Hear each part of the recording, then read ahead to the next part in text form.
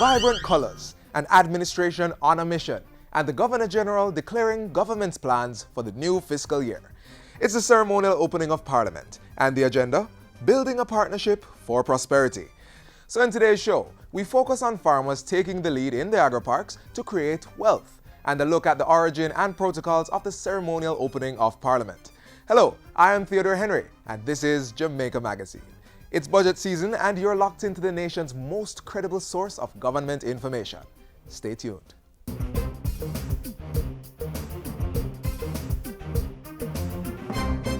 This is the Aedes aegypti mosquito that spreads the Zika, chikungunya, and dengue viruses. Protect yourself from the bite of this mosquito. A message from the Ministry of Health.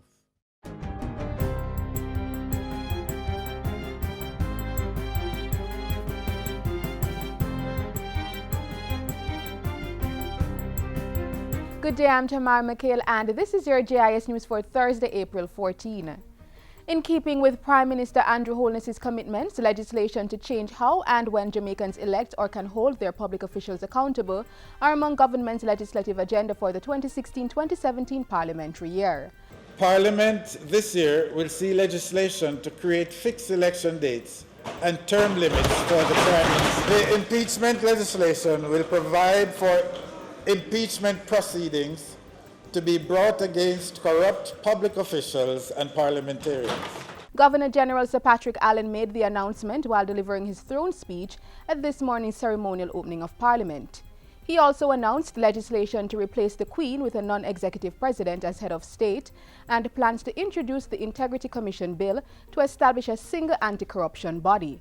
Several pieces of legislation were announced to improve the country's crime-fighting and justice systems, including further amendments to the Dangerous Drugs Act. Where there will be further amendment to give full legislation to marijuana to be used for the specified purposes. In the meantime, the Governor General this morning announced that government's policies and programs for the 2016-2017 financial year would center on the theme of building a partnership for prosperity. Simone Wolf has more in this report. Implementing a human capital management enterprise system is just one of the many initiatives to be pursued by the Andrew Holness-led government this financial year. This system will be used to make projections in training, availability of skills, compensation, and pensions. This system, importantly, will also ensure that we meet our goals of fairness in the areas of gender and persons with special needs. Other initiatives to be pursued include the implementation of an electronic one-stop shop business registration system, creation of a single electronic window to simplify and automate import and export processes, and the rollout of an ICT program. Government will also accelerate digitization and public records management through its records and information policy. While outlining government's plans and programs for the financial year, Governor General Sir Patrick Allen also announced plans to expand access to education, quality healthcare, housing, and potable water. Particular focus will be on the following. 1. The Rio Cobre water treatment plant development. 2. The Rio Bueno water treatment plant development. And 3. The Soapberry wastewater treatment plant expansion. He also announced the government's plan to drive the growth agenda with tourism, agriculture, transport, and mining among the key sectors targeted. At the same time, he said social security and welfare of vulnerable groups would be addressed through improvements to the National Insurance Scheme and PATH program, as well as increased support to JAMVAT to assist needy students in accessing tertiary education. Waste management and the environment are also priority areas of focus. Simone Wolf reporting for JIS News. And following this morning's ceremonial opening of Parliament, government tabled its budget for the 2016-2017 financial year. You will see that the budget is in fact very modest. In fact, in nominal terms, it's actually lower than last year. So that gives you a sign that we are not on any excursion to spend recklessly, but rather what we have to do is to spend more smartly and make sure that every dollar is accounted for in a productive way. The estimates of expenditure will now be reviewed by the Auditor General from April 14 to 28, while the Standing Finance Committee of the House will meet to consider its contents from May 3 to 5 before the budget debate opens on May 12. In other news, Minister of Foreign Affairs and Foreign Trade Senator Kamina Johnson-Smith says her ministry has taken concrete steps to address the recent denial of entry of Jamaicans into Trinidad and Tobago. She was speaking at Wednesday's post-cabinet press briefing and said that, among other things, a letter was written to Trinidad's Minister of Foreign and CARICOM Affairs, Dennis Moses. Additionally, the Jamaican High Commissioner to Trinidad, David Prendergast, has been asked to investigate the matter and provide reports. It was made clear that Cabinet is concerned that despite the level at which previous discussions took place and the positions adopted, the issues continue to recur. I have asked my counterpart to indicate specific timelines within which his government or its agents, whether CAL or the Airports Authority of TNT, will address the matters. She reminded that CARICOM nationals have the right of entry into member countries under the revised Treaty of Shagaramas. And finally, the government will be helping to boost the technical capacity for the management of the Long Pond and Monimusk sugar factories amid their financial challenges. Information Minister Senator Ruel Reid made the announcement in Wednesday's post-cabinet press briefing.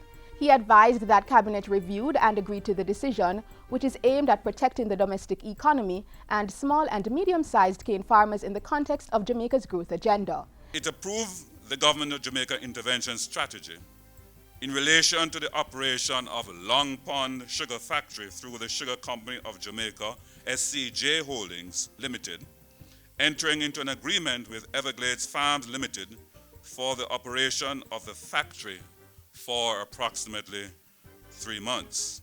It approved SCJ Holdings Limited subleasing the Monimus Sugar Factory, subject to agreement with Complant, and that Pan-Caribbean Sugar Company will hand over the factory to the Government of Jamaica, who will, through SCJH. Senator Reid said that during the 2017 crop year, the owners of the Long Pond Sugar Factory will continue to work with the government in finding new partners so as to activate new revenue streams and resume operations of the factory in 2018.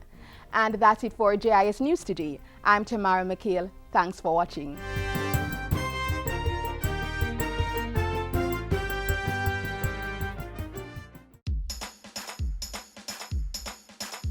We want a productive Jamaica.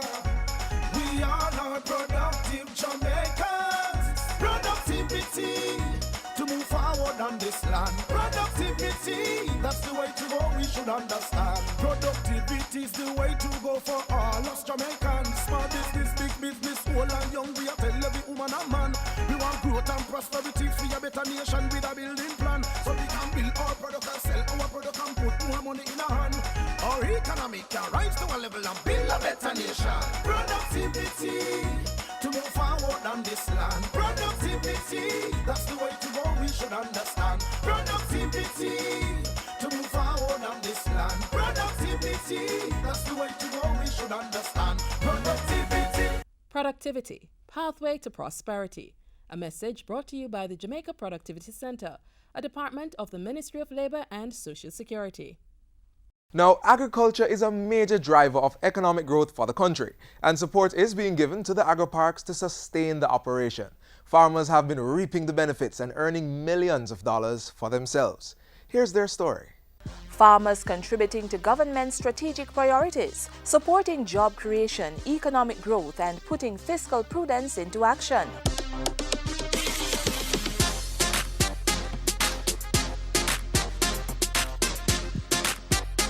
Committed to growing the agricultural sector, the Ministry of Agriculture is putting some 8,000 acres of prime land under production. These have been divided across the island to form 9 agro parks in St. Thomas, St. Catherine, Clarendon, St. Elizabeth, Manchester, Trelawney and Westmoreland. The aim is to get farmers or investors producing in high volumes using best practices, growing to supply both the local and export markets. These agro parks are currently under operation, engaging more than 200 farmers who earned for themselves over $36 million in 2013.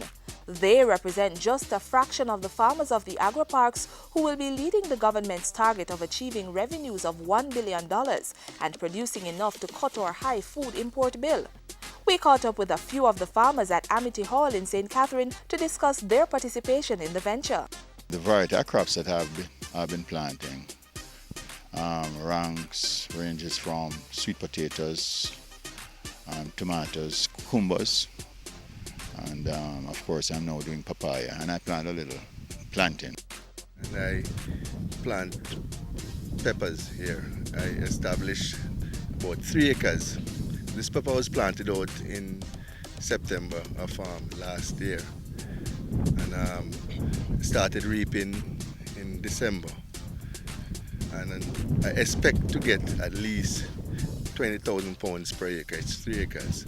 And so far I've been reaping on a weekly basis in excess of 1,000 pounds. I have 10 acres, which I have basically 7 acres on a production right now. I have almost 4 acres in potatoes. I have an acre in Scotch bonnet peppers, and I have some other small amounts like okras, pap chows, tomato, sweet pepper. In terms of the potato, basically stagger, say 1 acre at each time, which so far has been look like a yielding about 12,000 pounds per acre on an average so far. That I think is a good yield. Through funding from the Inter-American Development Bank, the necessary infrastructure such as roads, irrigation, drainage and other basic amenities were put in place to support production. Well, one of the greatest benefits is for us to have a 5-acre piece of land with water right there, and adequate road. If it rains, we can still visit our land. It is relatively flat land. We have equipment at our avail, and that is a key element in the mix. The farmers also received the technical support from Agro Investment Corporation, AIC, in areas such as the timing of crop planting and available markets. AIC is the agent of the government with managerial responsibility for the Agro Parks. They also provide us general information about what is happening on the international arena, and that helps to kind of position us to be selective in the type of crops that we should embark on. These men have a general love for farming and want to see the Agro Parks succeed. I'm really a part-time farmer. I love farming, always involved in farming. It's really the last 2-3 years that I've got the opportunity to be farming on a more extensive basis. And so far, I put in a lot, and I think I've basically just started to reap the benefits. And I have a love for agriculture. I was trained in agriculture, and I need to make some money. So you have to do work on a timely basis. And I believe that the other farmers in the Agri Park, if they make the effort and put their best foot forward, then it should be a success. We can produce, if we have reasonable amount of these sort of parks across Jamaica, we can produce more than enough food for the country and to export as well. The fact that the land is made available at, I would say, peppercorn rent, let's face it, let's be honest, that also is one benefit. And I believe that if we use the land and use it adequately, we can keep it for life. What we are doing here is just a demonstration. So I am anticipating that this stage of the Agri Park is the introductory phase to prepare us to take on the mega projects that are down the road. I see myself as an important part in it and hope to do much better than I'm doing right now. These are the farmers who are changing the face of agriculture. Their level of dedication and cooperation will lead to more jobs being created and Jamaica achieving a level of food security and eventually achieving sustained economic growth.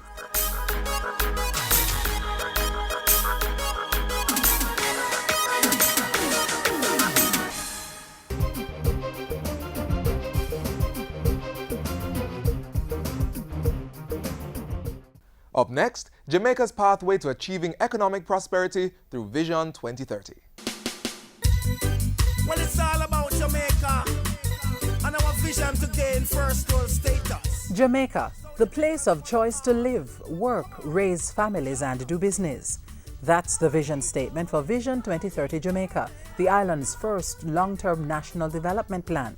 Achieving developed nation status by the year 2030 means implementing 4 main goals: empowering Jamaicans to achieve their fullest potential, having a secure, cohesive and just society, a prosperous economy, and a healthy natural environment. To achieve first world status for this nation. A society in which the people have the opportunity to enjoy a good and fulfilling life demands a strong and stable economic foundation. And that's what Goal 3 aims to do, providing favorable conditions for sustainable economic growth and development. Realizing Goal 3 involves a stable macroeconomy, management of public debt, strong government finances, stable financial institutions, and price stability. An enabling business environment. This means a place where businesses, large, small, and in between, can thrive. Having strong economic infrastructure. That is, a good system of roads, ports, airports, good telecommunication system, and water distribution. Technology. Enhancing the lives of Jamaicans by integrating science and innovation in all facets of the society. An energy-efficient economy. Managing and diversifying energy to serve Jamaicans while limiting the harm done to the environment. And then finally, we need to ensure that each one of our goods and services producing industries are internationally competitive so that we can take greatest advantages of opportunities here and abroad. Many steps are being taken towards the achievement of Goal 3 so that the overall aims of Vision 2030 Jamaica may be realized.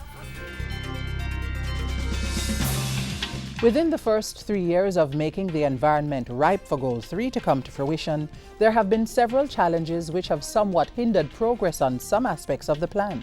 In the area of a stable macroeconomy, we could perhaps fairly say that there was a mixed performance. With the onset of the international global recession between 2008 and 2010, the island experienced a decline in real gross domestic product (GDP), as well as higher unemployment and poverty rates. But very importantly, in 2011, we've seen a return to positive economic growth. There are also promising growth indicators. We have managed to moderate inflation significantly from double digits into single digits. In addition, we have seen significant improvements in the quality of fiscal governance. We have benefited from the Jamaica Debt Exchange, which has significantly reduced the interest cost on our debt. We have also implemented a fiscal responsibility framework. While there has been a fall in Jamaica's ranking under the World Bank's Doing Business survey, there has been consistent work done to improve the ease in incorporating a business, obtaining land development approvals, and providing access to credit and business support for micro, small, and medium enterprises. The current process of simplifying the tax system is expected to also improve the economic environment. While there have been some challenges, there has been some notable progress in other areas. In the area of economic infrastructure on land, there has been a continued build-out of the Highway 2000 road network. By sea, our port facilities have been improved with the development of the Falmouth Pier and the expansion of the Kingston ports. And in the air, the plan has seen the upgrading of the Boscobel Airport to the Ian Fleming International Airport. In the area of energy security and efficiency, there has been considerable progress made, including an increase in renewable energy in the total energy mix from 5% in 2009 to 10% in 2011. Energy conservation programs have also been implemented. And not only that, important work has begun on reducing the cost of energy with the planned addition of liquefied natural gas (LNG) into the energy diversification plans for the country. And we have seen continued growth in industries such as agriculture and tourism.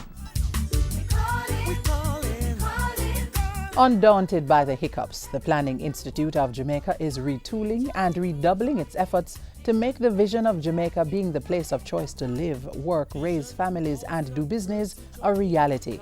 Currently, the agency is conducting a detailed review of its monitoring and implementation of Vision 2030 Jamaica for the first 3 years of the plan. While that is ongoing, if you were to, cut across all the different segments of the Jamaican public, there's a role for all of us to play. So whether it is by paying your taxes, supporting government programs and initiatives, voicing your opinions to the government about the policies that affect you, or partnering with the government to fund certain projects, we all have a part to play in ensuring that Jamaica becomes the place of choice by 2030. Through Vision 2030 Jamaica plan.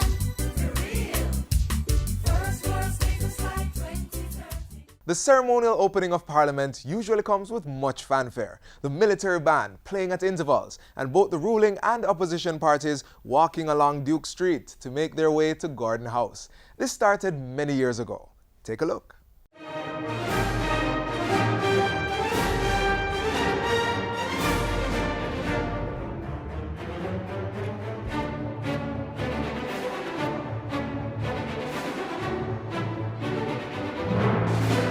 Every year, members of both houses of Parliament, MPs and senators, come together in this chamber. They sit jointly in a ceremony that marks the beginning of a new parliamentary year. The highlight of this critical event is the Governor-General's throne speech. This is among several spectacular activities that are all part of the grandeur that is the ceremonial opening of Parliament. With its seed firmly grounded in the United Kingdom, new growth sprouted here in Jamaica, allowing us to harvest the traditions of the British parliamentary system. The roots were anchored in 1962 when Princess Margaret delivered the throne speech to a newly independent Jamaica, and since then, the traditions of the ceremonial opening of Parliament have mushroomed into an annual event. The Jamaica Defence Force JDF plays a vital role. It furnishes the Guard of Honor, which consists of over 100 military personnel. The Guard of Honor is formed to receive His Excellency to come to Parliament to give the throne speech. Smartly clad in their scarlet tunics, the military ceremonial dress, the Guards of Honor are placed in a specific formation. So when you look on the parade, what you'll find is the right off with the Guard Commander stand to the front. Then in the center, you'll have the color party. Then to the left, you have the left off with the subaltern to the guard. The color party includes the color ensigns and the escorts. These are two officers who will be honored to carry the colors of the unit. The color ensigns salute the Governor-General with what appears to be flags, but in fact, they are called colors. The color that resembles the Jamaican flag is known as the Queen's color, symbolizing the monarch as Jamaica's head of state. The other color represents the regiment or unit of the JDF that forms the Guard of Honor. In this case, since the regimental color is maroon, it symbolizes that the 2nd Battalion Jamaica Regiment comprises the Guard of Honor.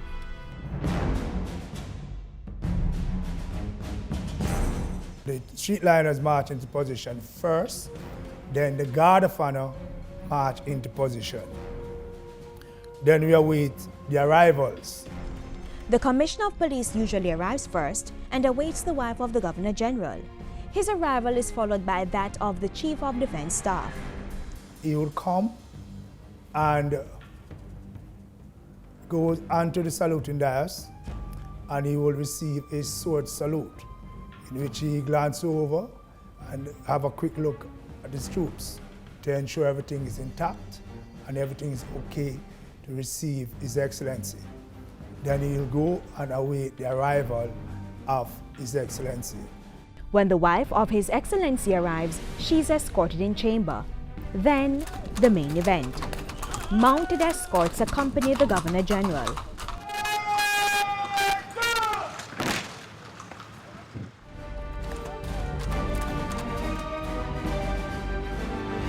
He walks onto the red carpet. Well, the red carpet, traditionally, from way, way back, is the form of showing people courtesy if they are VIPs.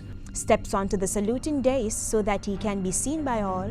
And later, he will receive a royal salute. Royal salute!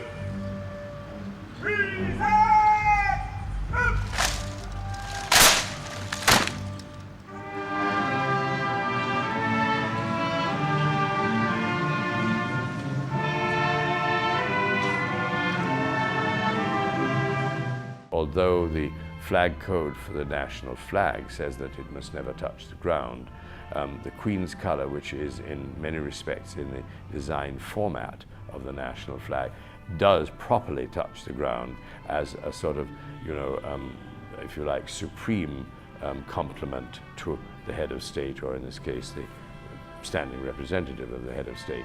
In essence, the colours touching the ground is not a form of disrespect. It's the highest compliment being paid to the Governor-General. He then proceeds to inspect the guard, and after the second royal salute, His Excellency is escorted into the chamber.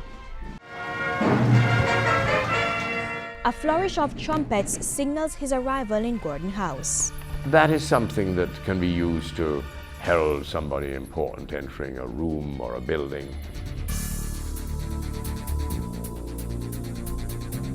In addition to the usual pomp and pageantry, the ceremonial opening of Parliament brings together members of the House of Representatives and the Senate, the judiciary, a forest of high-ranking officials, and members of the public. Members of Parliament aligned to the People's National Party enter Parliament by walking from the southern end of Duke Street, while those aligned to the Jamaica Labour Party walk from the northern end.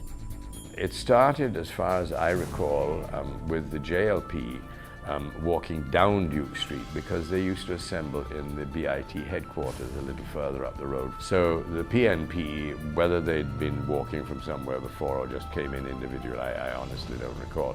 So they said, well, we'll have to come from the opposite direction. So they go up and the JLP come down.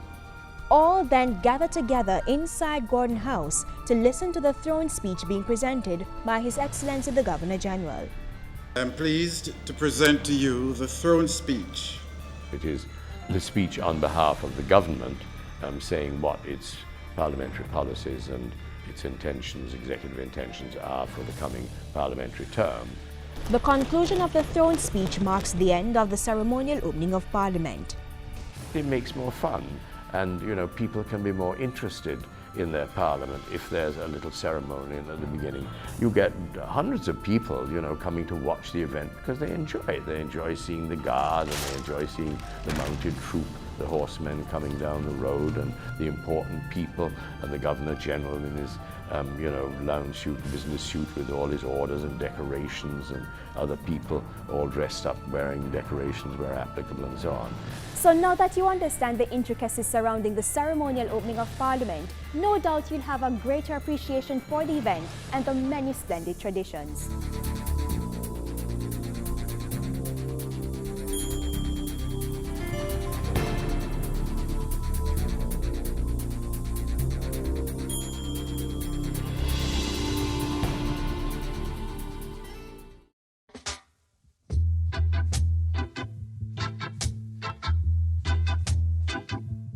This is how we close the show for today, but we don't have to lose this connection.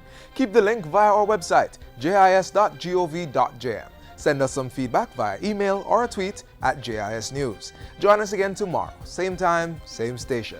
On behalf of the production crew, I am Theodore Henry. Take care.